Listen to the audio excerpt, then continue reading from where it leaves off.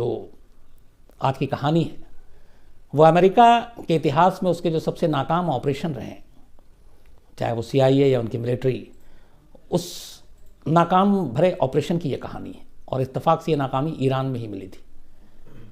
इस ऑपरेशन का नाम था ऑपरेशन ईगल क्लॉ, और ये ऑपरेशन हुआ था अमेरिका की तरफ से तेहरान में अमेरिकी एम्बेसी में बंधक बनाए गए 52 लोगों को छुड़ाने के लिए।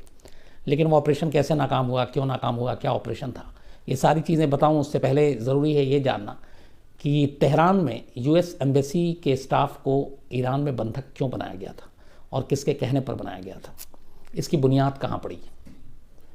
बात फर्स्ट और सेकेंड वर्ल्ड वॉर से शुरू होती है। जब प्रथम और द्वितीय विश्व युद्ध हुआ उसके बाद दुनिया भर के ज़्यादातर जो देश थे उनकी आर्थिक हालत ख़राब हो गई, माली हालत खस्ता थी, जंग में काफ़ी पैसे खर्च हो गए।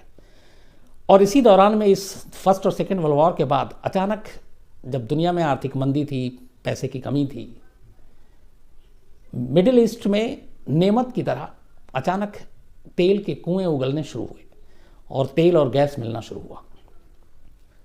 अब वो जो सारे देश जिनमें ये तेल और गैस मिल रहा था वो अचानक रातों रात उनकी तकदीर बदल गई, अमीरी के रास्ते पे चल पड़े। अब ये खबर बाकी देशों तक भी पहुंची। जहाँ पे तेल के कुएं के भंडार और गैस मिल रहे थे उसमें एक ईरान भी था, बड़ी तादाद में मिल रहा था।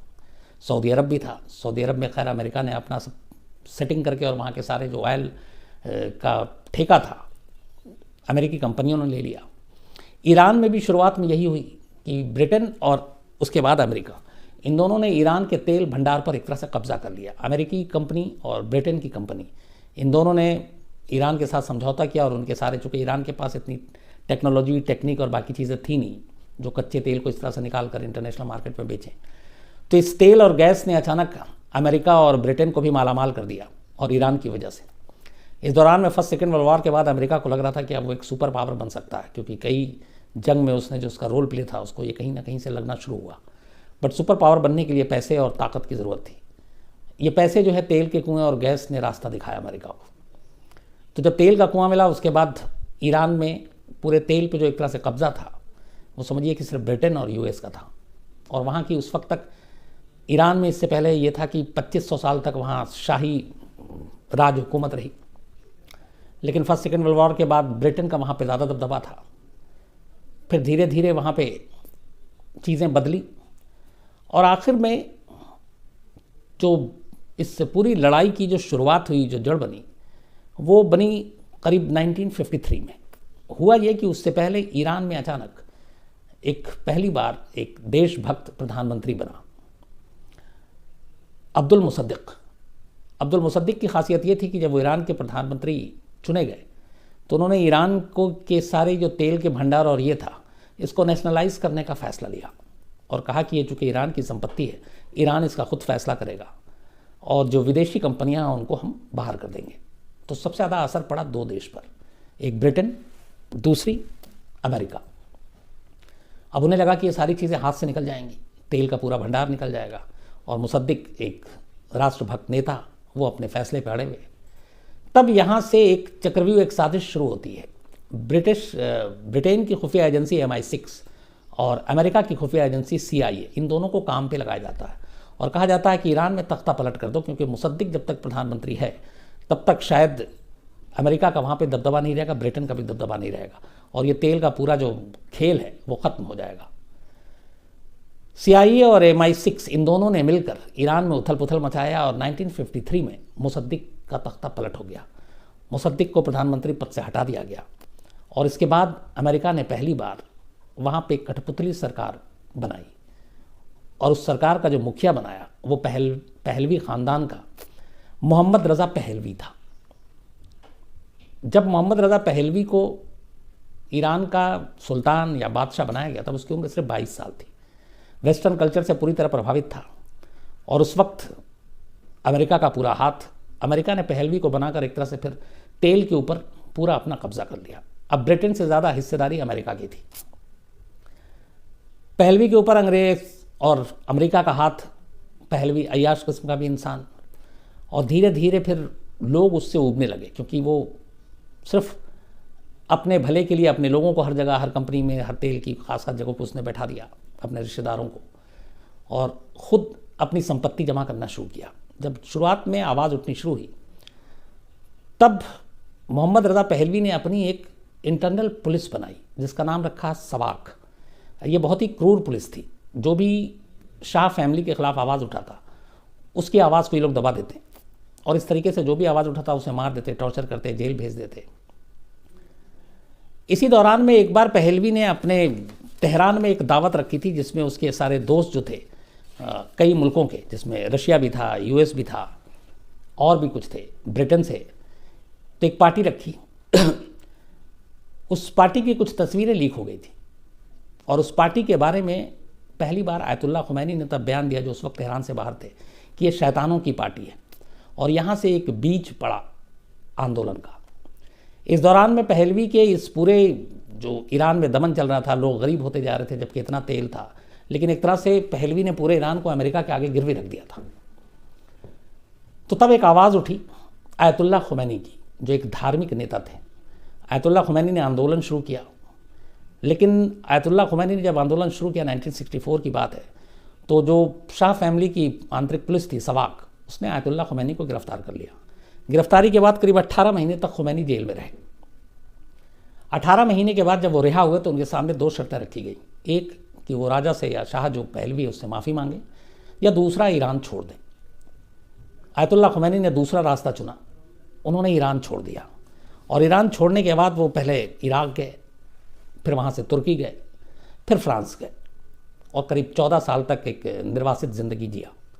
लेकिन वहाँ जाने के बाद भी वो ऑडियो वीडियो और दूसरे माध्यम से लगातार ईरान की जनता को मैसेज भेजते रहे और पहलवी के ख़िलाफ़ लोगों का गुस्सा टूटता रहा, फूटता रहा।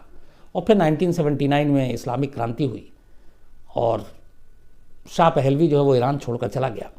पहले वो टेक्सास गया, फिर पनामा गया, फिर मिस्र चला गया और खुमैनी 14 साल के बाद वापस ईरान पहुंचते हैं फरवरी 1979 में। और ईरान में नए तरीके से जनमत संग्रह होता है, इस ईरान को इस्लामिक राज्य करार दिया जाता है देश, और आयतुल्लाह खुमैनी उस देश के सबसे बड़े धार्मिक गुरु बनते हैं। और उसके बाद से प्रधानमंत्री का पद वहाँ ख़त्म करके राष्ट्रपति का एक नया पद शुरू किया जाता है। तो 2 समानांतर सरकार चल रही थी, एक तरफ धार्मिक गुरु और एक तरफ चुनी हुई सरकार। लेकिन 1979 फरवरी में तख्ता पलट हो गया, सब कुछ हो गया, आयतुल्लाह खुमैनी देश आ गए। लगा कि इस्लामिक क्रांति ख़त्म हो जाएगा। लेकिन इसी के बाद एक ऐसा वाक़या होता है जिसने ईरान और अमेरिका की दुश्मनी को और ज़्यादा कट्टर बना दिया। हुआ ये कि जब मोहम्मद रज़ा पहलवी देश छोड़कर चला गया ईरान, तो अलग अलग देश होते हुए फिर ये अमेरिका पहुंचा और उस वक्त अमेरिका के राष्ट्रपति थे जिमी कार्टर। जो राजा था पहलवी, मोहम्मद रज़ा पहलवी, कैंसर की बीमारी हो गई थी उसको, तो कैंसर से वो ग्रसित था। इलाज के लिए उसने मदद मांगी, ये कहा जाता है, जिमी कार्टर से। जिमी कार्टर ने उसको अमेरिका आने की इजाज़त दे दी। इसके बाद पहलवी अमेरिका पहुंच गया। ये बात ईरान में फैल गई कि पहलवी को अमेरिका ने शरण दे दिया है। ईरानी जनता में गुस्सा आ गया। उस वक्त एकदम इस्लामिक क्रांति अपने शबाब पर था। आयतुल्लाह खुमैनी के लाखों फ़ैन थे। तो जब ये पता चला कि उस अमेरिका ने उस पहलवी को शरण दे दिया है जिसने ईरान को लूटा है, तो बड़ा गुस्सा हुआ लोगों में और इसी गुस्से की एक आग फूटी। 4 नवंबर 1979 को संडे का दिन था। तेहरान में अमेरिकी एम्बेसी, उस एम्बेसी के बाहर तेहरान यूनिवर्सिटी के हज़ारों स्टूडेंट एम्बेसी को घेर लेते हैं। पहले ये था कि वो एम्बेसी के बाहर धरना देंगे, धरने पे बैठेंगे, लेकिन थोड़ी देर के बाद भीड़ इतनी बढ़ गई कि उस भीड़ का कोई लीडर नहीं रहा और फिर किसी ने गेट तोड़ दिया एम्बेसी का। इसके बाद लोग अंदर घुस आए और उस वक्त एम्बेसी के अंदर यूएस के तमाम एम्बेसडर और बाकी स्टाफ थे। कुछ ईरानी भी थे जो वहाँ वीज़ा लेने के लिए गए हुए थे। तो बदले में इधर से फिर ईरान के अंदर इस यूएस एम्बेसी से अपने डिफेंस में उन्होंने पुलिस को फ़ोन किया, प्रोटेक्शन मांगी, मदद मांगी, लेकिन पुलिस वाले कोई मदद करने को तैयार नहीं हुए, क्योंकि ये सारे जो स्टूडेंट थे ये सब आयतुल्लाह खुमैनी के भक्त थे और कहीं ना कहीं ये कहा जाता है कि इस पूरे इस एम्बेसी का जो कांड हुआ था उसमें आयतुल्लाह खुमैनी की भी सहमति थी। तो भीड़ वहाँ जाती है, एम्बेसी की तरफ से फिर आंसू गैस के गोले छोड़ दिए जाते हैं। इससे भीड़ और ज़्यादा उग्र हो जाती है और हाथों में सबके आयतुल्लाह खुमैनी के पोस्टर बैनर थे। ये अंदर पहुँचते हैं। जब अंदर पहुँचते हैं तो इस दौरान में एम्बेसी के स्टाफ को ये था कि अब शायद इस भीड़ से बचना मुश्किल है, कुछ लोग एक जो गुप्त रास्ता था उससे निकल जाते हैं, लेकिन ज़्यादातर लोग उसमें फंस जाते हैं। जब अंदर पहुंचती है भीड़ तो देखती है कि एम्बेसी के अंदर एक आयतुल्लाह खुमैनी की एक तस्वीर लगी हुई है, लेकिन उस तस्वीर को देख के वो भीड़ और ज़्यादा इसलिए गुस्सा करती है क्योंकि उस तस्वीर के ऊपर कुछ वो जो निशाना बनाने का होता है एरो, तो पता चला कि वो एम्बेसी के स्टाफ उस आयतुल्लाह खुमैनी की तस्वीर का इस्तेमाल निशाना लगाने के लिए करते थे। इससे भीड़ को और गुस्सा आया। इसके बाद उन्होंने सबको बंधक बना लिया। करीब 60 से ज़्यादा लोगों को बंधक बनाया गया और इसके बाद मांग सिर्फ यही थी कि शाह रज़ा पहलवी को ईरान सौंप दे अमेरिका और बदले में इन लोगों को ले जाए, वरना इन सबको मार देंगे। क्योंकि शाह रज़ा पहलवी के ईरान के हिसाब से जो कानून है उसके हिसाब से मुकदमा चलाना था ईरान को लूटने के लिए। अमेरिका इसलिए तैयार नहीं हुआ, लेकिन बाद में उसमें से करीब 13 जो फीमेल थी, महिला थी, उनको छोड़ दिया गया। एक और बीमार उसको छोड़ दिया गया। आखिर में सिर्फ 52 बचते हैं, 52 होस्टेजेस। इन 52 बंधकों को उसी दूतावास में कैद करके रखा जाता है। इस दौरान में अमेरिका लगातार बातचीत करता है अलग अलग देशों के ज़रिए। हालांकि उसकी इराक से उस वक्त दोस्ती थी, लेकिन इराक भी मदद नहीं कर पाता। बाकी भी जो मिडिल ईस्ट के और बाकी दूसरे देश थे उनसे होती है, यूएन के पास जाता है, बट सारी मदद इसलिए नाकाम, कोशिश नाकाम होती है कि ईरान की सिर्फ एक ही डिमांड थी, वो ये कि जो पहलवी है उसको छोड़ दिया जाए और वापस ईरान भेजा जाए, उसके बदले में इन बंधकों को छोड़ देंगे। इसके अलावा जो अमेरिका ने कुछ उस वक्त आर्थिक प्रतिबंध लगा रखे थे ईरान पर, उसको वापस लेने की मांग थी। ये 2 मांग थी। अमेरिका इन मांगों को नहीं मानता, ईरान उससे कम में झुकता नहीं है। दिन ब दिन बीतता जाता है, होस्टेजेस का ये संकट गहराता जाता है, समझ में नहीं आता कि कैसे छुड़ाएं। इसी बीच में जब करीब 5 महीने जब गुजर जाते हैं इन बंधकों को वहाँ पे रहते हुए, तब जिमी कार्टर जो है वो एक सैनिक कार्रवाई के जरिए अपने बंधकों को छुड़ाने का फैसला करते हैं। 16 अप्रैल 1980 को, ये 4 नवंबर 1979 को सब बंधक बनाया गया था और उसके 5 महीने के बाद 16 अप्रैल 1980 को जिमी कार्टर हरी झंडी देते हैं खुफिया एजेंसी CIA को, मिलिट्री को, कि वो प्लान बनाएं और एक सैन्य आर्मी ऑपरेशन के ज़रिए जो अमेरिकी दूतावास में फंसे हुए अमेरिकन हैं उनको वहाँ से निकालने के लिए 5 महीने और करीब इसको 5 महीने नहीं, 5 महीने के बाद ये सब कुछ हुआ। उसके बाद पूरी प्लानिंग बनती है, अलग अलग आइडियाज़ आते हैं कैसे क्या होगा। आखिरकार 24 अप्रैल 1980 को तैयारी मुकम्मल होती है और इसके बाद तय ये होता है कि ईरान के पास अमेरिकी एयरफोर्स, अमेरिकी जंगी जो जहाज़ है उनका 8 हेलीकॉप्टर, 3 ईंधन के लिए और 118 जो है जवान, जो कमांडोज टाइप, ये वहाँ जाएंगे।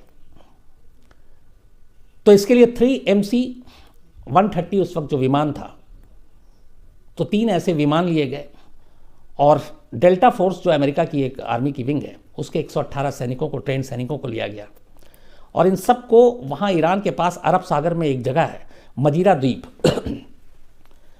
वहाँ से तेहरान ज़्यादा दूर नहीं था, तो मजीरा द्वीप पर पहुंचकर उसके बाद उस मजीरा द्वीप का जो कोड नाम रखा गया था उसका रखा गया था डेजर्ट 1, तो वहाँ इनको उतरना था और फिर वहाँ से चॉपर के ज़रिए इनको तेहरान पहुँचना था और तेहरान पहुँचने के बाद एम्बेसी पे अटैक करना था और जो लोग उन बंधकों को वहाँ पे जो मुहाफिज थे, जो पहरेदारी कर रहे थे, उनको ठिकाने लगाना था। ठिकाने लगाने के बाद वहाँ से बंधकों को निकालना था और फिर उनको निकालने के बाद उसी हेलीकॉप्टर से इनको लेकर वापस आना था और फिर अमेरिका के लिए निकल जाना था। ये पूरी प्लानिंग, पूरा ऑपरेशन तैयार किया गया और इस ऑपरेशन का नाम रखा गया ऑपरेशन ईगल क्लॉ। अब ये सारी चीज़ें हो गई। 24 अप्रैल 1980 को ये ऑपरेशन अंजाम देना था और वो भी रात के अंधेरे में। रात का अंधेरा इसलिए कि ताकि सब सो रहे हों और बाकी नुकसान भी ना हो, शांत हो, एम्बेसी के आसपास का इलाका भी सुनसान हो। तो ये जो चॉपर के साथ जाना था ये उसी तरीके से था जैसे एबटाबाद में ओसामा बिन लादेन का ऑपरेशन, आपको याद होगा, रात में ही हुआ था। तो ये सारी चीज़ें हो गई और इसके बाद इनका ये था कि एक वापसी में ये सारी जो सबूत हैं उसको भी बर्बाद कर देंगे और उसके बाद फिर अपने अपने ठिकाने पे पहुंचेंगे और लौट आएंगे। टाइम वाइम सब फिक्स हो गया। अब इस ऑपरेशन के बाद जब शुरू हुआ तो पहला फेज़ तो बड़ी कामयाबी के साथ पूरा हो गया। जो MC-130 प्लेन था, लड़ाकू प्लेन, वो पूरे हथियार और साजो सामान के साथ डेजर्ट 1 जो इन्होंने एरिया चुना था वहाँ पहुँच गया। लेकिन इसके बाद से सारी चीज़ें गड़बड़ानी शुरू हो गई। वो इसलिए कि इसके बाद जैसे ही दूसरा वहाँ पे प्लेन इनका पहुँचा तो अचानक इनको एक बस दिखाई दे गया रनवे पे। रात का वक्त था, इनकी नज़र में वो सन्नाटा इलाका था। उस बस में करीब 40 मुसाफिर थे जो ईरानी थे। अब इन्हें लगा कि अगर ये चॉपर और प्लेन सब दिख गया और ये लोग चले गए, इनको छोड़ दिया, तो इस ऑपरेशन की भनक मिल जाएगी ईरान में। तो उन्होंने उस बस को और बस में बैठे हुए तमाम नागरिकों को बंधक बना लिया कि जब तक ऑपरेशन पूरा नहीं होगा ये डेजर्ट 1 में इनको रोक के रखेंगे। तो ये लगा कि चलो कामयाब हो गया, अब अगले आगे बढ़ते हैं। लेकिन इसी दौरान में बदनसीबी ये हुआ कि अचानक इनको फिर वहीं पे एक टैंकर ट्रक जो है वो दिखाई दिया। अब टैंकर ट्रक भी ईरान का। अब उन्हें लगा कि ये इसी तरफ आ रहा, इसने भी देख लिया तो खबर चली जाएगी, क्या करें। तो मजबूरी में इनको उस टैंकर ट्रक को उड़ाना पड़ा जिसमें एक ईरानी नागरिक की मौत हो गई। तो ये दो चीज़ें ऐसी हुई जो अनएक्सपेक्टेड थी, एक बस का और मुसाफिरों का, दूसरा टैंकर। और उसको उड़ाने के बाद फिर जाहिर सी बात है कि वो धमाके की आवाज़ आई, आग के शोले और सारी चीज़ें उठी। लेकिन इसके बाद खैर वो 8 के 8 हेलीकॉप्टर फिर वहाँ पहुँचते हैं और पहुँचने के बाद अब ये उड़ान भरते हैं आगे जाने के लिए। लेकिन यहाँ से फिर दिक्कत शुरू होती है। जैसे ही चॉपर उड़ता है अचानक रेतीला तूफान शुरू हो जाता है उस रात। और तूफान ऐसा था कि उसमें ऑपरेशन के तहत प्लानिंग ये थी कि सारे के सारे चॉपर एक साथ जाएंगे, एक कतार में, एक लाइन में। लेकिन तूफान ने इन सबको अलग अलग कर दिया। एक चॉपर उसी तूफान में ख़राब हो गया, दूसरा चॉपर उसका हाइड्रोलिक सिस्टम जो है वो लॉक हो गया, 8 में से 2 बेकार। तीसरा जो था वो तूफान में ऐसा ज़्यादा उसका संतुलन खोया कि वो जो एक साथ में प्लेन ईंधन के लिए बुलाया गया था कि जो ईंधन सप्लाई करेगा, ये चॉपर जाकर उस ईंधन वाले प्लेन से टकरा गया। और इसके टकराते ही उसमें चूँकि ईंधन भरा हुआ था, एक ज़बरदस्त धमाका होता है और उस धमाके में चॉपर और वो प्लेन दोनों जो हैं वो क्रैश कर जाते हैं। 3 US एयरफोर्स के और 5 जो डेल्टा फोर्स के सैनिक थे, कुल 8 लोगों की मौत हो जाती है। एक चॉपर पहले ख़राब, दूसरा बाद में, एक चॉपर और एक प्लेन क्रैश कर गया, 8 लोग मारे गए। तो अब ये हुआ कि आधा मिशन तो यहीं पे ख़राब हो गया। तो जो फिर मिशन का हेड था, जो भी उस वक्त इंचार्ज ऑपरेशन के, वो फैसला लेते हैं कि अब इस ऑपरेशन को आगे अंजाम नहीं दिया जा सकता, वहीं से लौट जाना बेहतर होगा। और इसके बाद करीब तेहरान से 90 किलोमीटर पहले ये ऑपरेशन आधा अधूरा ख़त्म हो जाता है। एक बस, एक ट्रक और एक तूफान, ये 3 चीज़ ऑपरेशन ईगल क्लॉ के बीच में आते हैं और इसी की वजह से ये ऑपरेशन अधूरा रहता है और इसके बाद वापस आ जाते हैं। जिमी कार्टर इसके बाद कहते हैं कि अब कोई और ऑपरेशन नहीं होगा, क्योंकि वो इस ऑपरेशन की नाकामी से सदमे में थे। और इस ऑपरेशन की नाकामी के बाद ही एक और चीज़ हुई अमेरिका में, वही हुई कि जो एक स्पेशल फोर्स अमेरिका ने पहली बार सोचा 1980 में इस ऑपरेशन की नाकामी के बाद कि वो ऐसे ऑपरेशन, ऐसे मुहिम, ऐसी चीज़ों के लिए एक स्पेशल फोर्स होना चाहिए। बाद में उस स्पेशल फोर्स का गठन हुआ, उनके अलग पूरा विंग था जो ओसामा बिन लादेन और बाकी के दुनिया में अलग अलग ऑपरेशन करते हैं। ये सोच वहीं उसी के बाद से आई थी। तो इसके बाद जिमी कार्टर ने फिर अपना फैसला पीछे लिया, कहा कि अब ये ऑपरेशन के ज़रिए बात नहीं बनेगी। फिर बातचीत के ज़रिए ही बात बनाने की कोशिश की गई, UN से लेके बाकी तमाम देशों से, बट बात बन नहीं रही थी क्योंकि ईरान अड़ा हुआ था। तभी US में चुनाव हो गया और चुनाव में जिमी कार्टर हार गए। जिमी कार्टर के हारने के बाद रोनाल्ड रेगन जो है वो US के नए प्रेसिडेंट चुने जाते हैं। और नए प्रेसिडेंट चुनने के बाद अब रोनाल्ड रेगन जो है वो बातचीत के ज़रिए इस मसले को हल कराने की कोशिश करते हैं और इस कोशिश के तहत अलग अलग देशों से मदद लेते हैं। उसी में से एक ट्रिक काम कर जाता है, अल्जीरिया सामने आता है। अल्जीरिया और ईरान के बड़े अच्छे रिश्ते थे। अल्जीरिया के लेवल पे ईरान से बात होती है। तब तक लगभग करीब 400 से ज़्यादा दिन बीत चुके थे बंधकों को। तो ईरान पे भी दबाव था, जो बहुत सारे लोग शुरू में ईरान का सपोर्ट कर रहे थे, उन्होंने भी कहा कि इस तरीके से बंधक बनाकर रखना ठीक नहीं है। तो ईरान भी प्रेशर में आ गया। उधर रोनाल्ड रीगन जो थे वो थोड़ा सा लचीला रुख अपनाए हुए थे, जिमी कार्टर की तरह नहीं थे।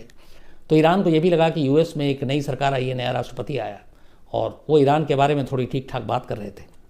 तो बात बनती नज़र आई, बीच में अल्जीरिया पड़ा और आखिर में समझौता ये हुआ कि ईरान इन बंधकों को छोड़ दे तो अमेरिका जो है वो जो उसके ऊपर आर्थिक पाबंदी लगी थी वो ख़त्म करेगा। लेकिन सबसे इम्पॉर्टेंट चीज़ हुई जो समझौते के बीच में जो जड़ में था उसकी मौत। हुआ ये कि जब शाह रज़ा पहलवी अमेरिका जिमी कार्टर ने बुलाया कैंसर के ऑपरेशन इलाज के लिए, तो इसी बात को लेके ये सब कुछ हुआ था।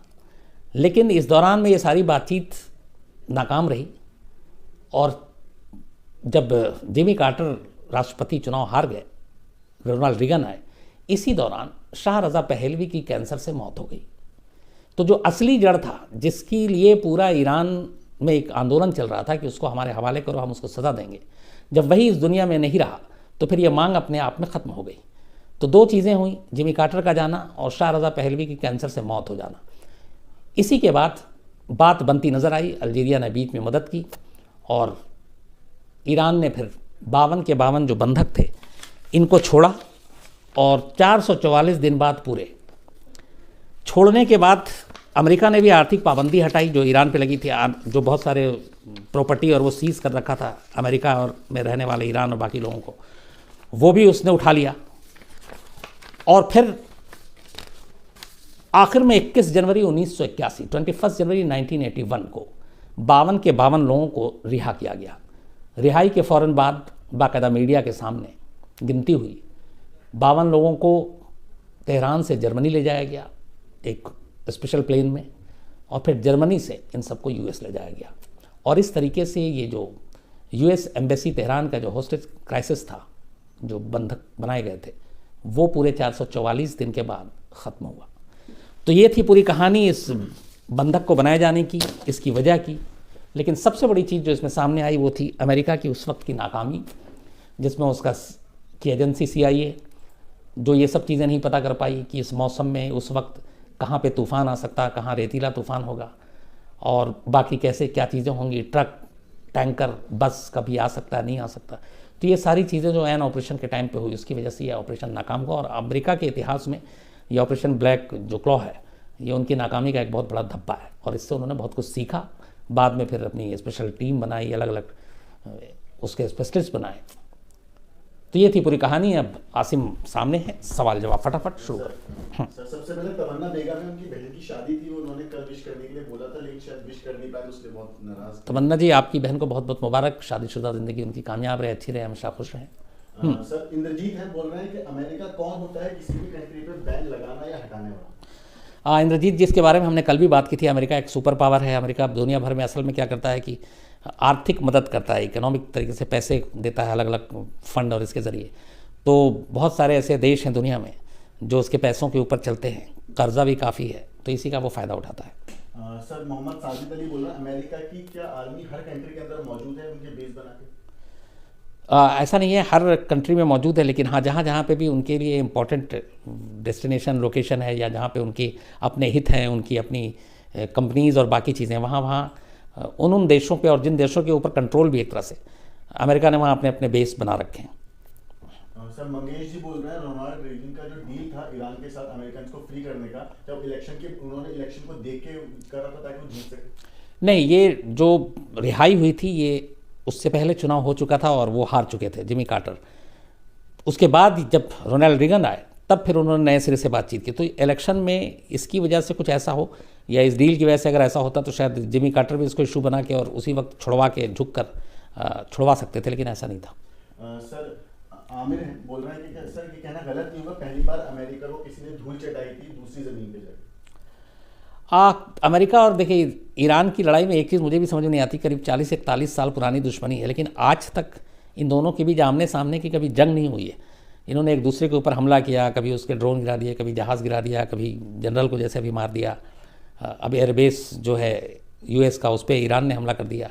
इस तरह की चीज़ें और इसके अलावा ज़ुबानी जंग तो चल रही हैं पिछले 40-41 साल से, लेकिन आज तक दोनों में आमने सामने की जंग नहीं हुई। और उसकी वजह यह है कि जब भी कोई जंग होती है तो आप हर तरफ से चीज़ें देखते हैं। ईरान भौगोलिक रूप से देखें आप नक्शे के हिसाब से बहुत ख़ास जगह पे है। तेल के पाइप जो दुनिया भर में सप्लाई होते हैं उसमें से बहुत सारी चीज़ें ईरान के पास से होकर गुजरती हैं। ईरान की आर्मी भी सॉलिड है, ये भी है कि ईरान के पास न्यूक्लियर वेपन है, मिसाइलें हैं ही हैं 2-2 हज़ार किलोमीटर की रेंज तक मार करने की। तो और फिर उसके अलावा सबसे बड़ी चीज़ जो अगर ईरान से जंग के हालात बनते हैं जो खाड़ी युद्ध में हम लोगों ने देखा, तो फिर सीधे सीधे तेल के ऊपर असर पड़ेगा, और तेल के ऊपर असर पड़ेगा तो फिर पूरी दुनिया में आर्थिक मंदी आएगी। हर चीज़ महंगा होगा, चाहे वो फिर ट्रांसपोर्ट हो, चाहे वो फल हो, सब्ज़ी हो, कोई भी चीज़ हो। तो इन सारी चीज़ों को देखते हुए शायद यही वजह है कि जंग ना हो, और वैसे भी ऊपर वाले से दुआ यही कि कभी जंग ना हो, क्योंकि जंग इंसान को हमेशा कई सौ साल पहले पीछे ले जाता है। सर सुयश जैन बोल रहे हैं कि उस हमले